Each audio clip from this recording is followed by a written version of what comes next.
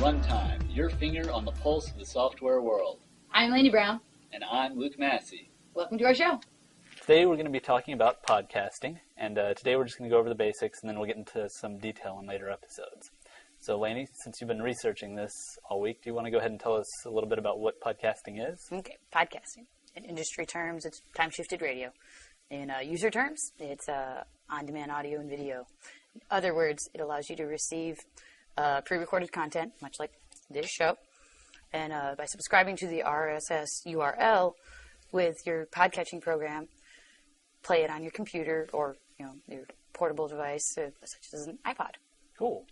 Okay, well, there's a lot of big words in there, kind of industry terms. You want to break it down a little bit? Maybe start with RSS and explain what that is. Okay, for people. RSS. Really simple syndication. Okay. You use your RSS to distribute blog content, news headlines, photographs, audio. RSS is a subset of XML. XML is a way to format data. There's a HTML, which is used for websites, and then there's another XML, which is much simpler and easier form. It's RSS. So okay. You got HTML and then RSS. So if I wanted to look at this with my web browser, does it work in a web browser, or how does that work? Yeah. You probably wouldn't like it that much. Most of the web browsers won't display it any better than a web page can. Okay, so it's better not using a web browser than, well, what do we do with it if we can't look at it in our web browser? Well, that's where the RSS reader comes in. And let's say you read /.dig, your two best friends' blogs, or the AP Newswire every day. So I have no life. I just need all this content on the computer all day long. Okay. Well, since all that takes up half of your day, looking at all the different websites and, clicking on through the scrolling and to find what you want to look at, instead of looking at all that crap, you just get the RSS feed of the things that you want to see, put the URL for that into your RSS reader, and subscribe to it, and then it gives you an outline of all the headlines of everything that you want to look at.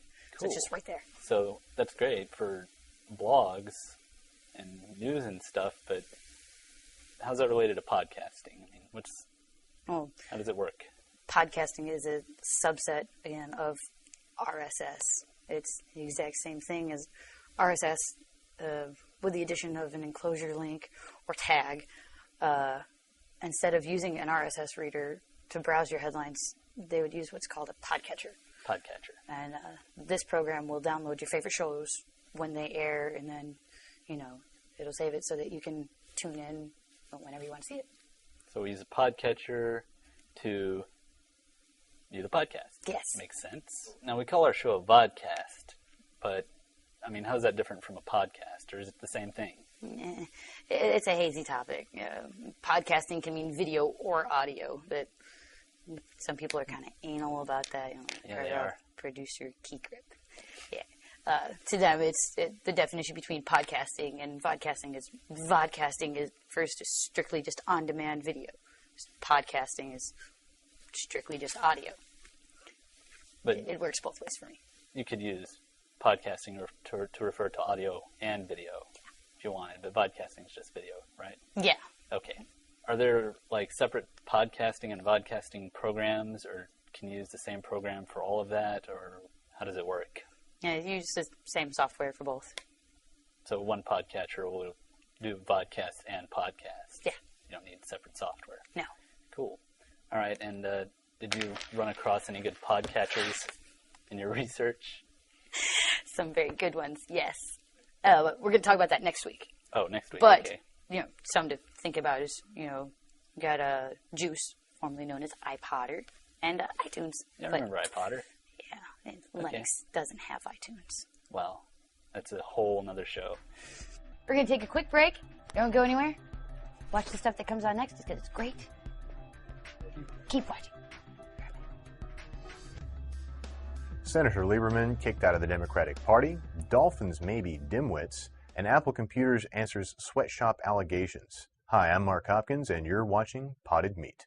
Facing Senator Joe Lieberman's independent candidacy, Republican officials at the state and national level have made the extraordinary decision to abandon their official candidate, and some are actively working to help Mr. Lieberman win in November.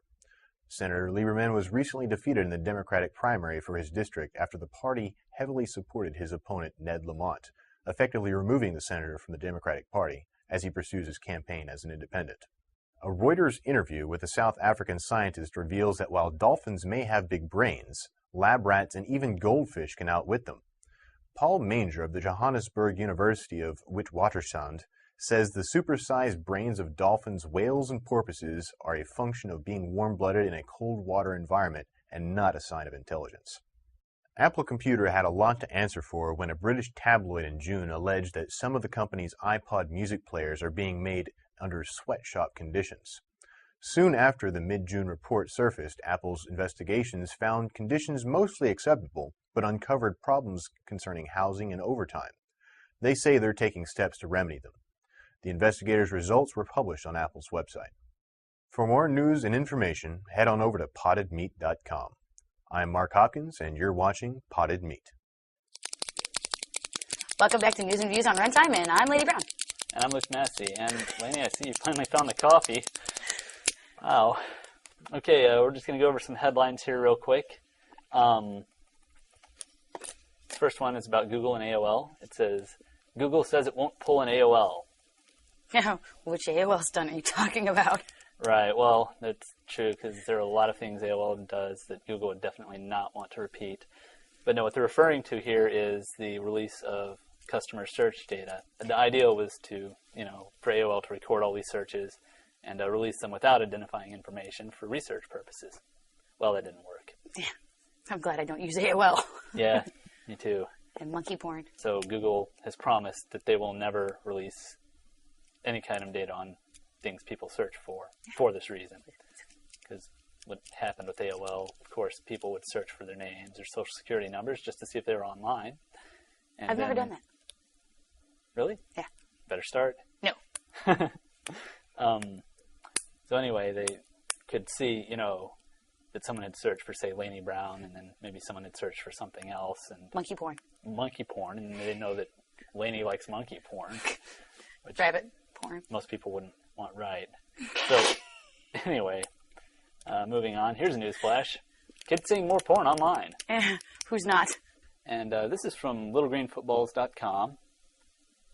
It says, Reuters doctoring photos from Beirut. Have you heard anything about this, Laney? Yeah, I looked at them, and there's the original picture, and it looks bad enough.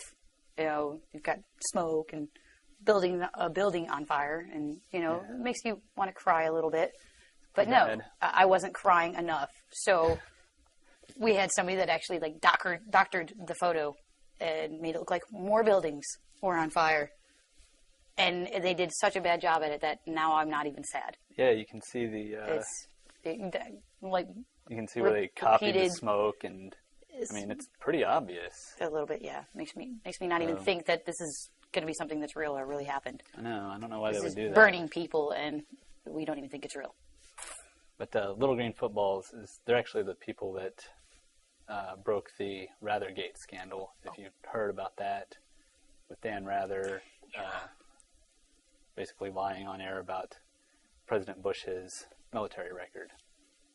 Yeah. So that's some good investigative reporting by Little Green Footballs. Yeah.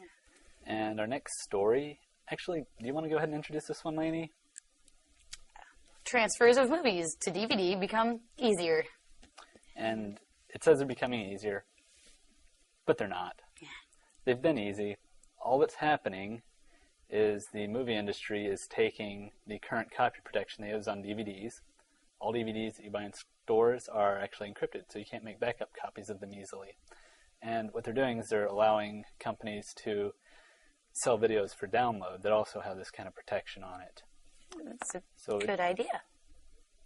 It's not a good idea. It's not making it easier. It's making it harder. It's making it harder. Like if you download a movie, you can't make a backup copy of it. Or maybe you can if they're nice and let you, but what if they're not?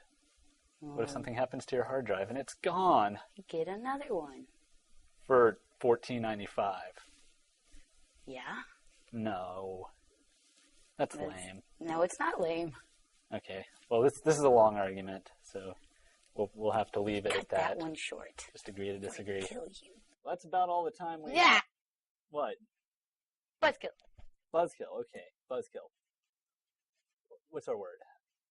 Buzzword compliant. Buzzword compliant. Or buzzword enabled. Yes, or buzzword enabled. And this is normally used disparagingly of products that seem to have been created for the sole purpose of including as many buzzwords in their descriptions as possible. Mm-hmm.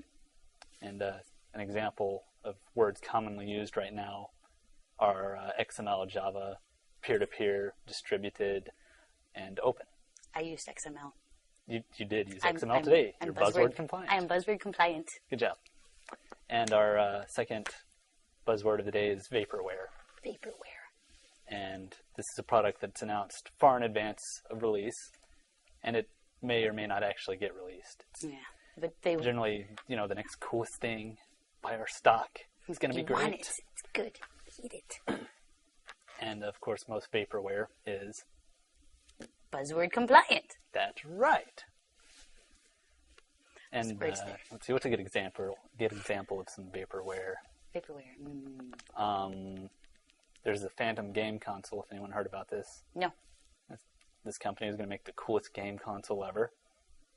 About 5 years ago. Yeah. And they're still working on it. I want one of those. Yeah, if it ever gets released. And I guess that's about all the time we have for today. I'm Luke Massey. And I'm Laney Brown.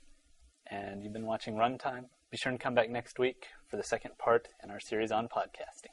Email us at runtime@potandmeat.com.